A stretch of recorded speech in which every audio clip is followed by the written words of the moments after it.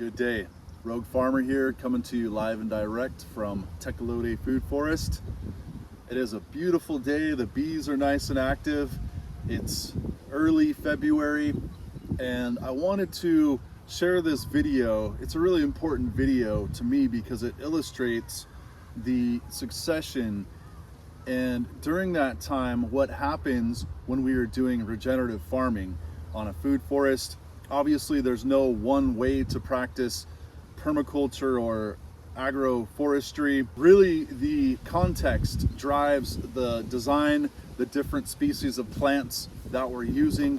So in this video, I'd like to share with you the methods, some of the techniques and the various plants that I'm working with, what happens between our summer planting and our winter, our so-called winter here. We do have a dormant period transitioning between those successions. That's what I want to share here, and the different techniques for chop and dropping, weed and feeding, inoculating, cycling all these nutrients back into the soil, into our system, and establishing the vertical integration of a food forest. So as we observe and monitor through these successions, the materials and the plants that we have and the biomass that's being created, we can really look at effective ways to cycle that back into soil to create fertility, to make compost from that, a liquid fertilizer. We can trench compost with that. And looking at the different inoculants that we're also applying to the soil biology and building the soil food web. So all these different components to building the fertility and looking towards nature to emulate the similar cycles that we would see in these climax successional ecosystems. And that typically has to do with the soil biology, is how we drive that ecological succession, and what the plants, how the plants are thriving as well, has a lot to do with that microbiology. Really starting first with building the fertility and life in the soil, and up from there we can build up into those higher canopies, those higher stratas. These are the different methods that I've been using here. I'd like to share with you over the winter months as we transition now into springtime. This hill is what I was referring to as Melon Hill this summer. We grew a lot of watermelon, honeydew, and cantaloupe. And now we're transitioning, doing some heavy weeding of some pretty tenacious grasses. And we will be planting some garlic varietals over the winter.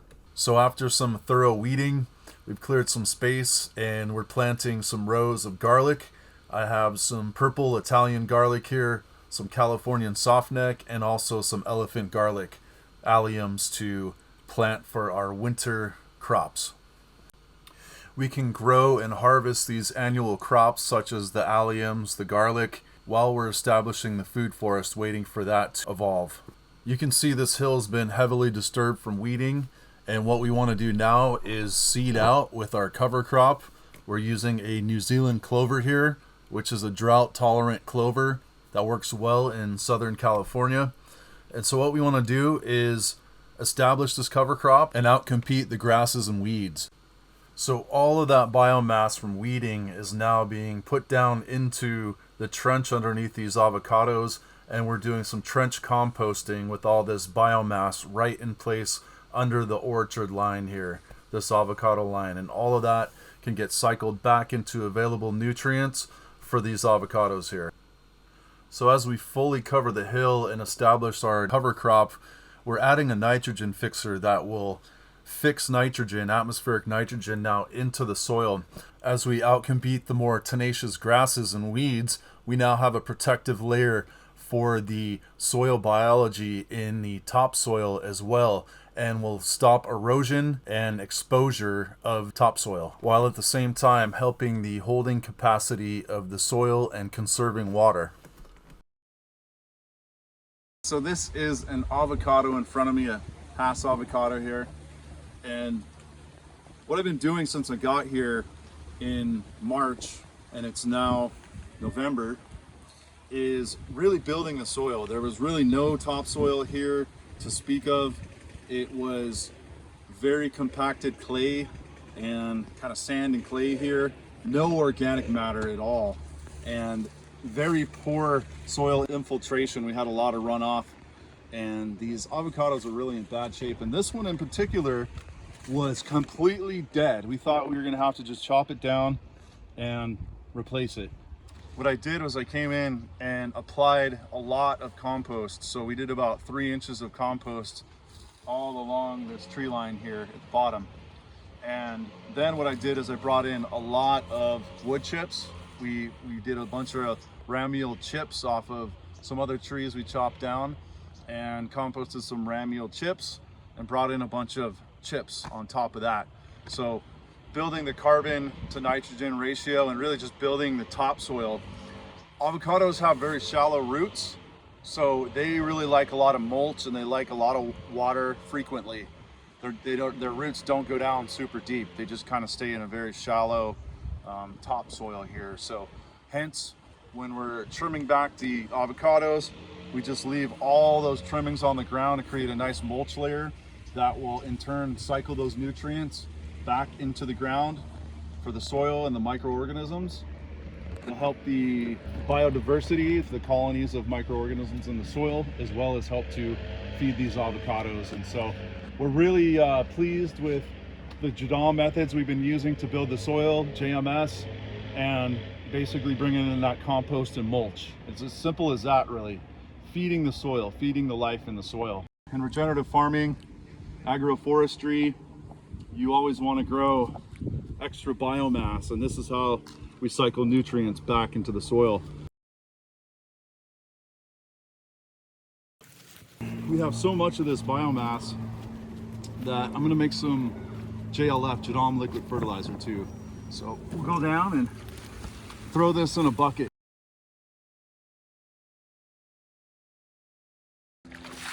This is a pickle barrel I designated for JADAM liquid fertilizer. Check this out. As you can see in here, I've already put a lot of grasses, and you can see it breaking down. You can see all this fungus and good microbes here that are just decomposing this all down into available nutrients. So it's so easy to make this fertilizer. Throw biomass in a bucket, a barrel of water, and let it break down. Something like a grass, I would give at least a month.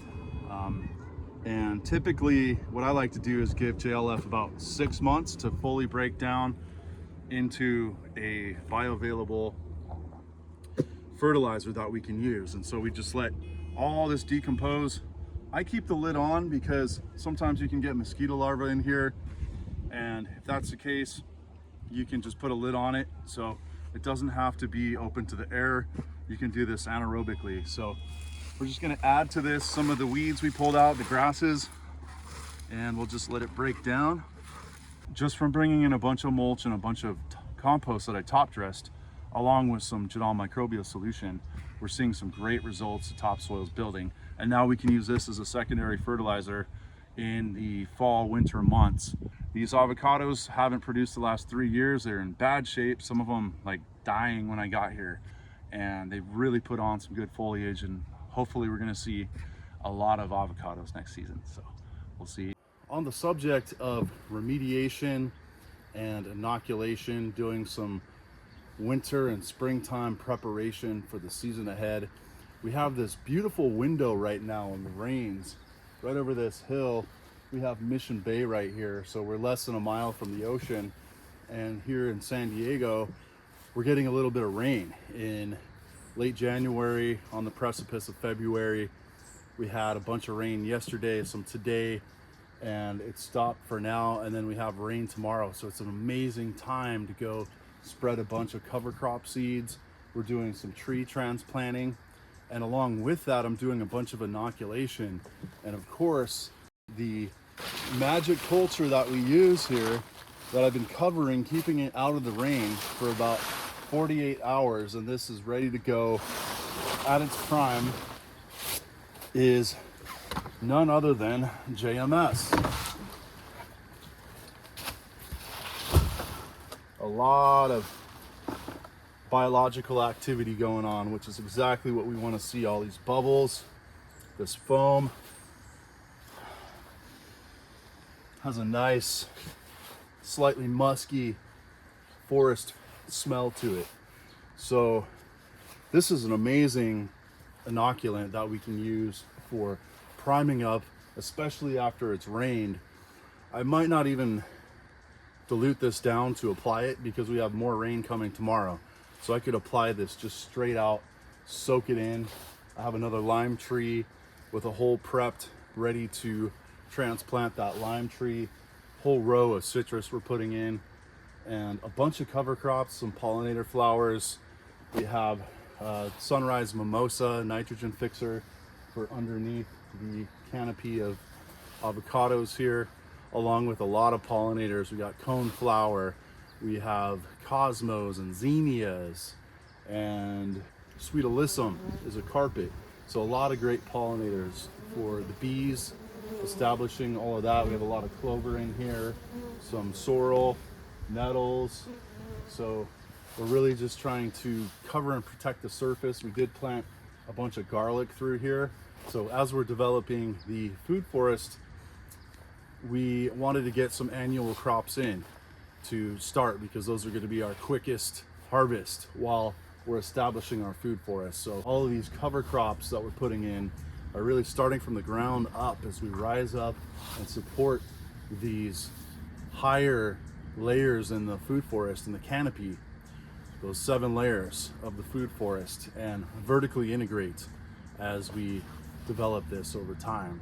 And applying our JMS in this great window, it couldn't be better timing. So I'm just thrilled to get this cultured and have this window to apply it before tomorrow, when we get more rains that are going to help soak this deep down into the soil. A lot of this is aerobic and facultative organisms. This is going to help break apart some of this compacted clay. Here within a first year food forest, I am working with trees that were established years ago, a few rows, but we're essentially building on that. And I just wanted to illustrate some of the layers that we have that we're stacking and vertically integrating in, literally vertically integrating in here. Here we have some of the cover crops we put down. Nitrogen fixer is really important. Moving up to the herbaceous nettles here, going to seed. So we'll be chopping that back, leaving the roots in the ground, chop and dropping it, making fertilizer with it, drinking it in our tea for the medicinal qualities. So we got some alliums, our winter crop, garlic we put in here, rows of our annuals up into herbaceous, and we're establishing another row of citrus, which will be some of those dwarf trees below these higher canopy trees. These avocados. Up higher, we have some of the emergent palms. Here on the borders of the food forest, we have classically used in agroforestry the eucalyptus, which is one of our emergents, as well as a coppice tree. Coppice being a tree that we can chop back, chop down, that'll regrow quickly, and we can use that biomass now for mulching and composting into the topsoil. We can essentially grow a lot more food in an area by vertically integrating with all these layers, and that is the beauty of the food forest.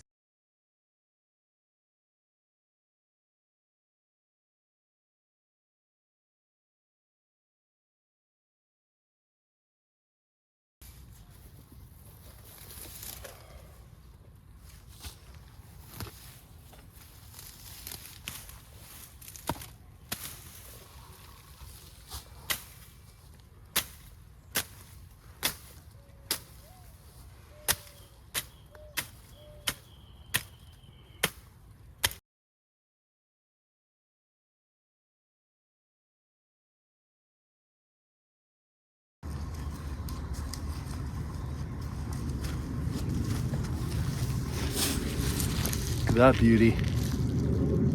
Nice radish. So here on the mid terrace of the food forest, I'm using this biomass that I just collected from weeding to compost up top in our composting bays. I'll leave a link in the description below to the video I just produced on my thermophilic composting methods. Popeye eats spinach, I eat celery. Whenever I do weeding, especially this aggressive, I always come back in and reseed it with a cover crop or a flower mix, a pollinator mix for the bees, for the hummingbirds.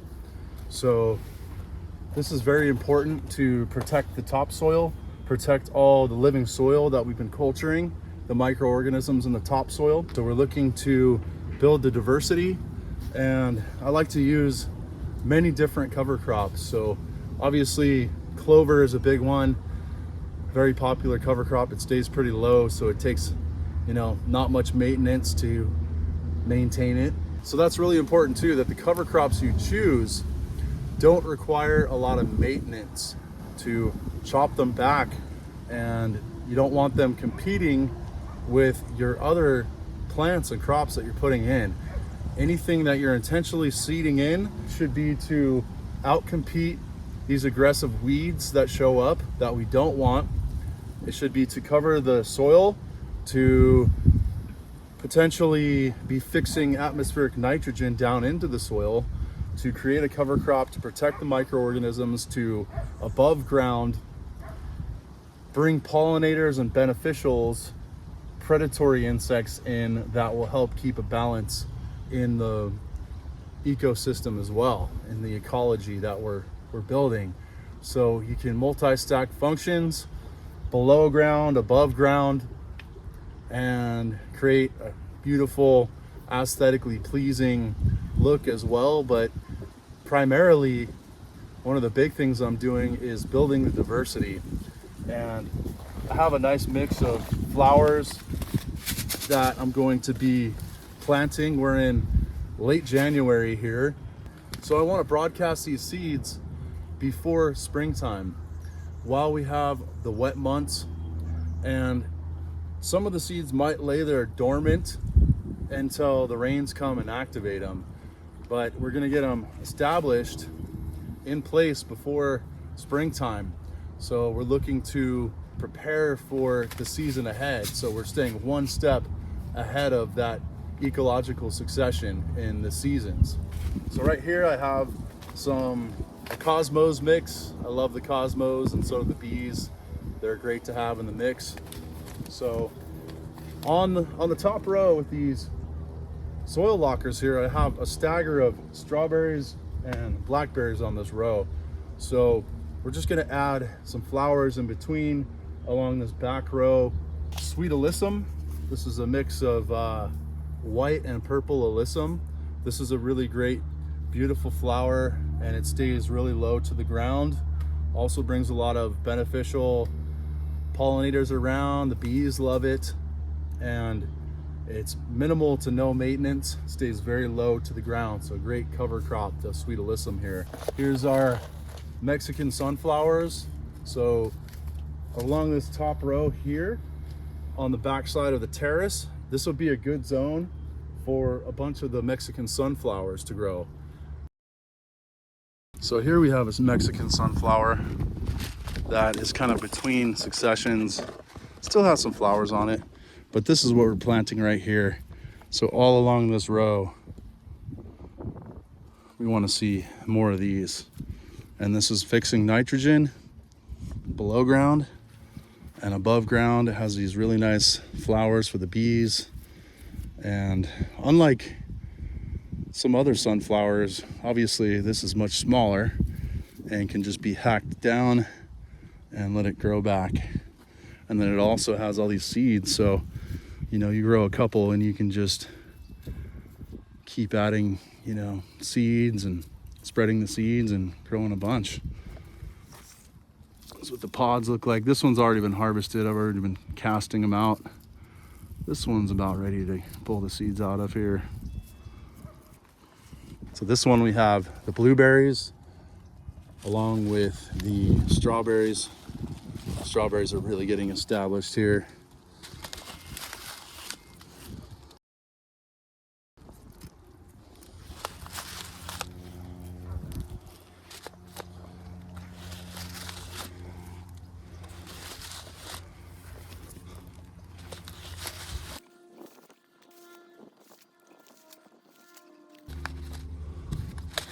We got a bunch of calendula here in the mix, so I kept a bunch of those and let those continue growing and spreading. Great companion flower to have, plant in the garden.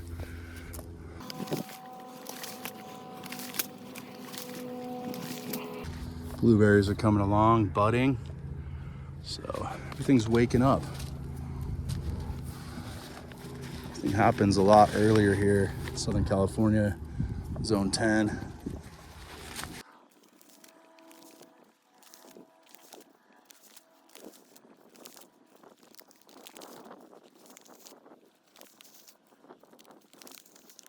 Beets ready to harvest.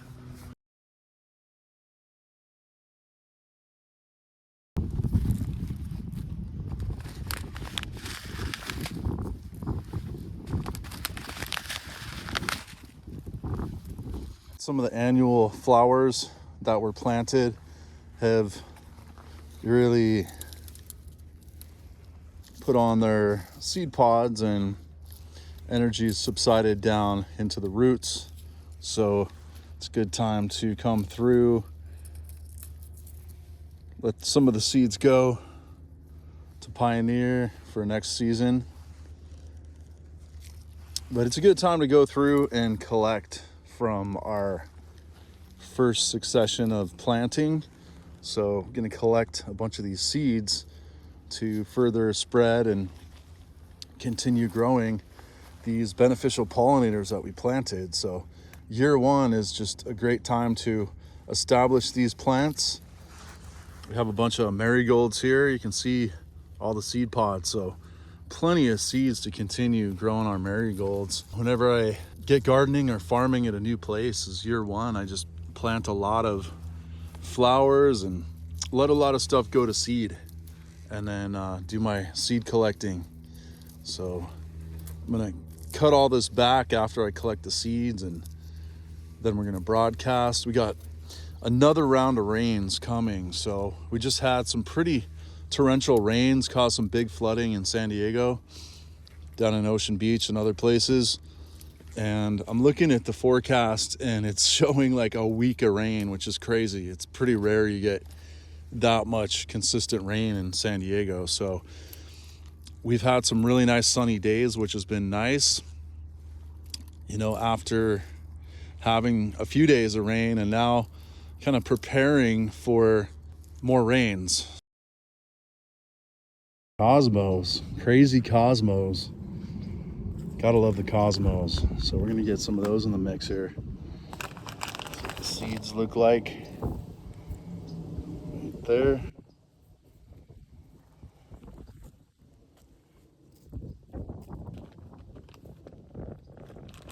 A lot of flowers this season. Looking forward to that. Got quite a few calendulas established last year. Got a lot of seed stock coming in from calendula.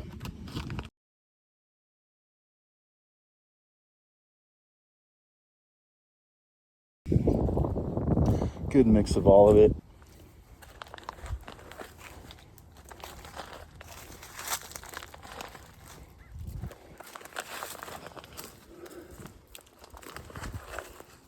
One of my favorite things to do is just go around and throw seeds out.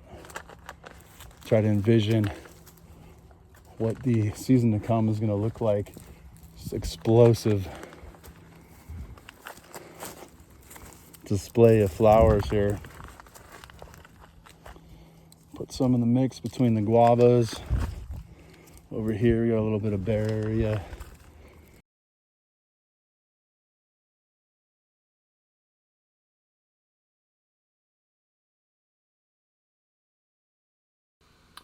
The first round of thermophilic compost at this site finished. Took about 40 days to complete, and now we're ready to apply it and top dress around this tree line of avocados and guava. As you can see, I'm just placing it around the trees, specifically around the drip lines. If you see where I'm placing it, it's actually to the outer limits of the branches, which is the drip line.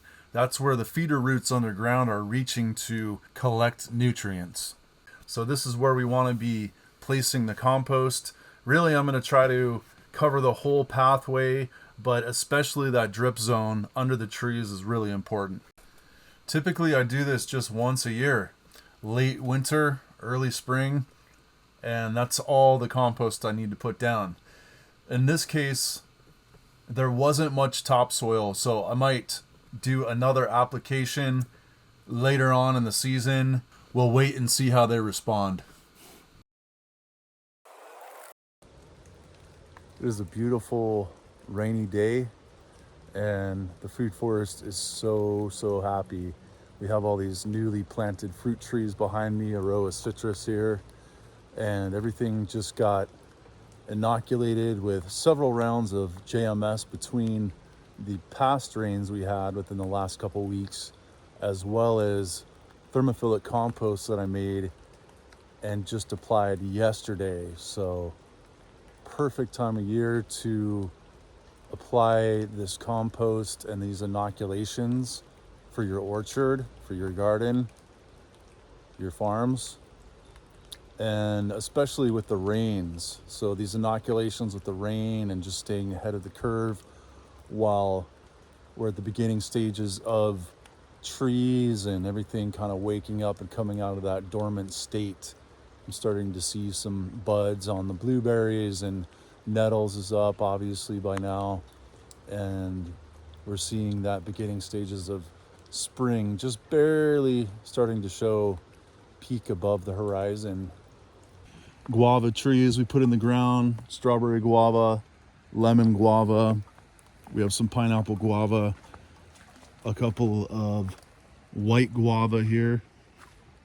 These are absolutely delicious, one of my favorite fruits, guava. A tropical pink guava, excited for that one. Whole line of citrus trees that we put in, and Fuerte avocados. You can see all the compost that went down yesterday. Perfect timing for the rains. And next, what we'll do with these avocados is put down a nice layer of wood chips. So this is the time of year to be feeding fruit trees, orchards, late January, early February, again, right before they come out of that winter hibernation, that dormancy, and they start waking up. You can kind of see little growth spurts in the tips, the buds, and new leaves forming. I'm starting to see these Hass avocados here waking up. So this is the time to really feed the soil and prep for springtime. This will be the heaviest feed that I do all year. From here, essentially, we'll have all this organic matter that was put down, and I'll do another application of JMS to help kind of break that down. But essentially, we're going to come in with a thick layer, 2 to 3 inches of ramial composted wood chips on top of this, and that'll be essentially the gist of the feeding that I do for the season is happening right now. Beyond that, we're just going to let the microbes do what they do best, stay out of their way, because they know much better than I know what this orchard and, all of the rest of my crops. These microbes know a lot better what the plants need than I do. I just have to be a bridge to help culture the microbes, to help put down the organic matter and feed the system, to help that feedback loop. So I'm just helping to bridge the gap, speed up the evolution, so to speak. So here's what our hillside looks like now that it's filled in with the cover crop. We got a row of citrus in here.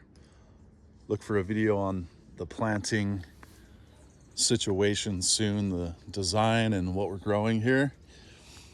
But you can see the cover crop really filled in, and the areas where we didn't have the cover crop really filling in, I came through and just lightly did some mulch. So just a combination of the mulch along with cover crop.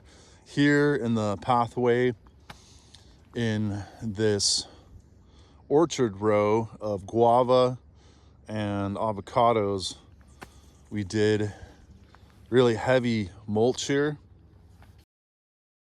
you can see some of the ramial chips that are below. So we did some of these ramial chips that were composted for several months and nice and inoculated, big aggregates of fungus just breaking it all down.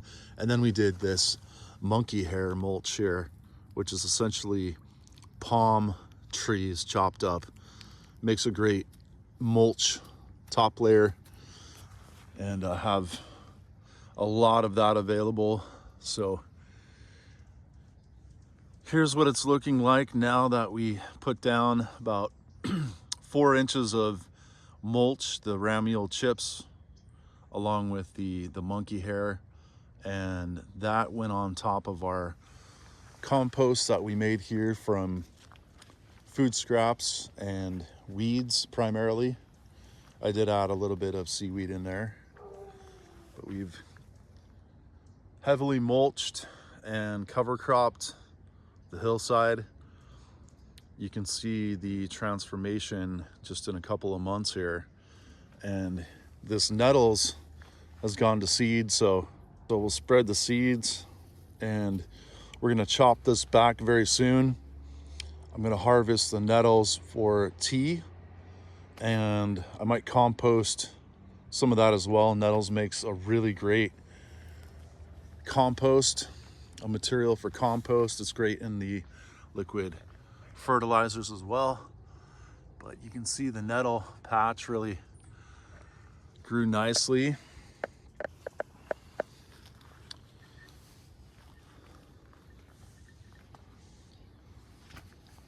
So here I had some bananas that I chopped back, and we just added that biomass here to do this trench composting. So that's a bit like a agroforestry kind of approach here. Chop and drop, just feeding all the biomass back into the system.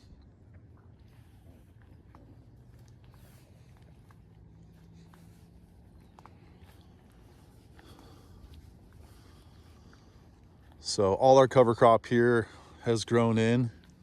You can see all this clover everywhere. And then I just did some mulching in the areas where it wasn't quite as established. And the whole hillside. We have to do some weeding where we weren't able to outcompete all of the grasses here. So I'm gonna do another chop and drop with these grasses. I'll probably rip those out actually by the roots, and then come back and fill in just with some clover like it's establishing here. You can see our cover crop is really filling in, and we either have mulch or cover crop. We want to cover all the surfaces, and that's the whole idea. If you're digging the content, please harvest that like button, subscribe, hit the bell for notifications. I got a lot coming up this spring and summer and everything that's happening here, and some surprises. So you're going to want to stay tuned. We got a lot to share. So until next time, take care.